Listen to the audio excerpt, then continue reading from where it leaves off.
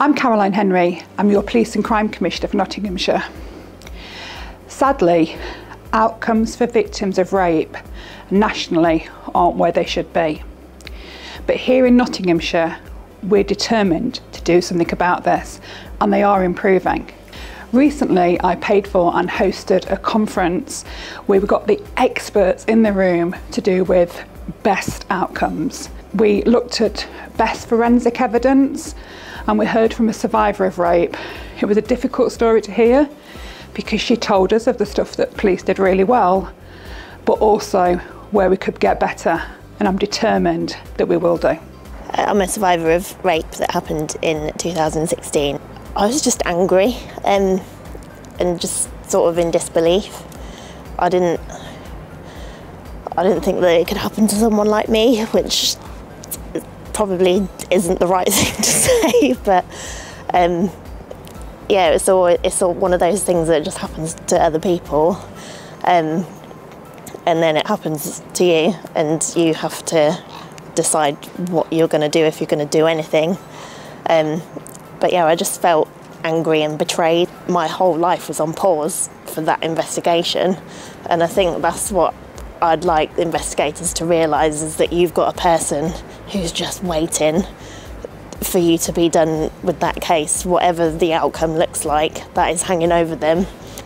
I think it's incredible that they're shining a light on this sort of thing, particularly in my case, where I didn't think it was going to go anywhere because I felt that DNA evidence was purposefully not left behind. Even though it wasn't there, there was something else there that they were able to prove that he was there where he said he wasn't. So I would say it's not the right thing for everybody to report it. I completely appreciate that. For me, it was 100% the right thing to do for me, because I saw him face up to what he'd done. I know that he's never going to forget being in that courtroom. But having said that, right at the beginning when it happened to me, I was almost like, do I even need to tell anybody? Maybe I can just save everyone around me the hurt from that ripple effect that it has.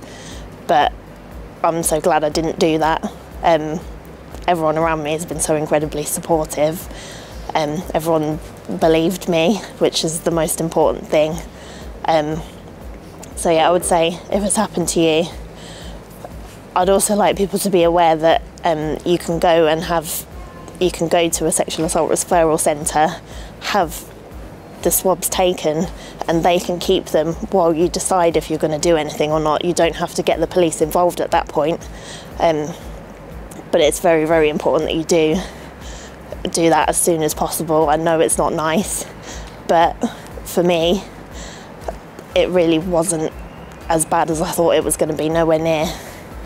East Midlands Special Operations Unit Forensic Services have been looking at the outcomes of rape and sexual offence investigations.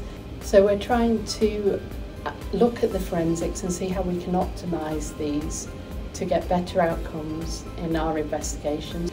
We've worked with forensic service providers, experts in these fields, investigators who specialise in these offences, and I was very pleased to get the support of Nottinghamshire Police and Crime Commissioner, who shared our vision about better outcomes for victims and members of the public, and offered to hold a conference for us to bring these like-minded experts together and to try and further the knowledge and the expertise in forensics in investigations. We structured the conference as if it was following the life of an investigation. So we had, at the start of the conference, a survivor who was very brave and wanted to assist us in helping us progress these investigations. She's worked with the police force who investigated her offence, and also now ourselves at MSU Forensic Services, to let us know what went right and what went wrong in her investigation from her point of view. And all of this information we can take and assist us to progress cases in the future. If you find yourself the victim of a rape or sexual offence, I would recommend that you contact either the police or sexual assault referral centre as soon as possible. Whilst I would advise recovering forensics as soon as possible, ultimately the aim is to support you and to ensure that you get the help and the welfare that you need. This is before we deal with the investigative and the forensic side.